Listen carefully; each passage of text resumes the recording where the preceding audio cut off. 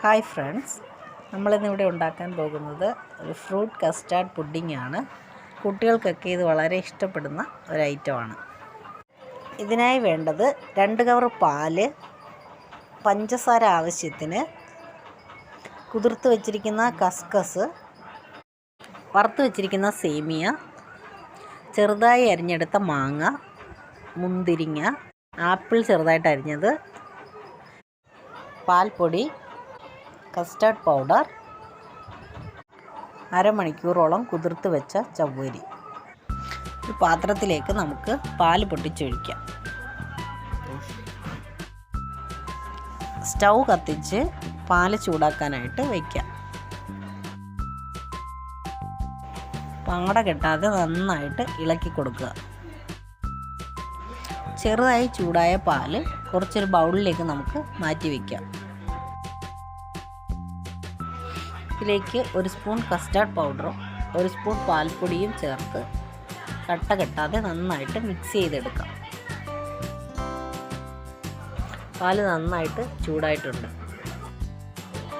തിളച്ച പാലിലേക്ക് കുതിർത്ത് വെച്ചിരിക്കുന്ന ചവ്വരി ഇട്ട് കൊടുക്കാം. നന്നായിട്ട് ഇളക്കി കൊടുക്കുക. ചവ്വരി ഇട്ട് തിളച്ച് കഴിഞ്ഞ് ആവശ്യത്തിന് പഞ്ചസാര ചേർക്കുക. ഇത് നന്നായിട്ട് ഇളക്കി കൊടുക്കുക. വറുത്ത് വെച്ചിരിക്കുന്ന സേമിയ കൂടി നമുക്ക് ഇതിലേക്ക് ചേർത്ത് കൊടുക്കാം. സേമിയയും ചവ്വരിയൊക്കെ നന്നായിട്ട് വെന്തിട്ടുണ്ട്. നേരത്തെ തയ്യാറാക്കി വെച്ചിരുന്ന കസ്റ്റാർഡ് പൗഡറിൻ്റെയും പാൽപ്പൊടിയുടെയും മിക്സ് ഇതിലേക്ക് ചേർത്ത് കൊടുക്കാം. നന്നായിട്ട് ഇളക്കി കൊടുക്കുക. തിളച്ച് വരുമ്പോൾ നമുക്ക് സ്റ്റൗ ഓഫ് ചെയ്യാം.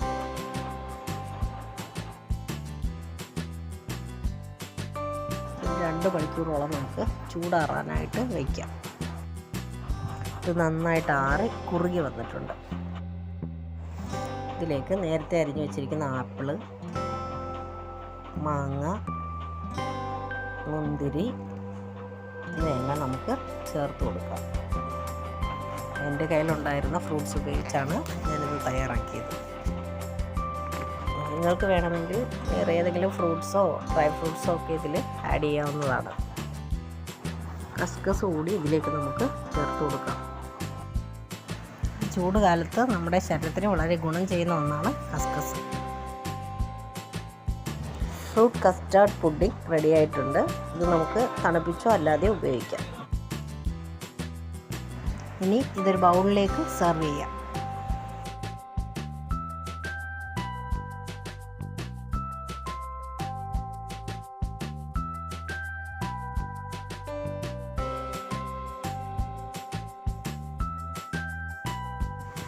ഇത് വളരെ എളുപ്പത്തിൽ തയ്യാറാക്കാൻ പറ്റിയ ഒരു പുഡിംഗ് ആണ്. ഇത് കുട്ടികൾക്കൊക്കെ വളരെ ഇഷ്ടപ്പെടും. എല്ലാവരും ട്രൈ ചെയ്ത് നോക്കണം.